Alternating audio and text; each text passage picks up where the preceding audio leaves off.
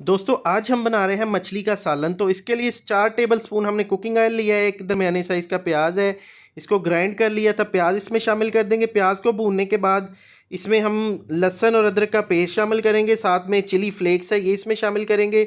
उसके बाद इसमें एक टमाटर शामिल कर देंगे चॉप किया हुआ।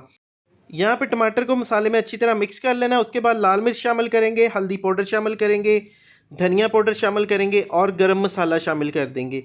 गरम मसाला डालने के बाद इसको अच्छी तरह भूनना है। इसमें आधा कप दही डालनी है और इसका कलर चेंज होने तक हमने भूनना है। थोड़ी सी अजवाइन भी डाल देंगे।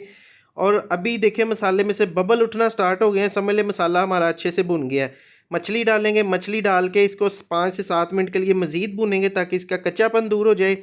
1.5 लीटर इसमें पानी शामिल कर देना और 20 मिनट के लिए कवर करना है। 20 मिनट के बाद ढक्कन उठाएंगे, गरम मसाला डालेंगे और इसको सर्व कर लेंगे सर्विंग बाउल में।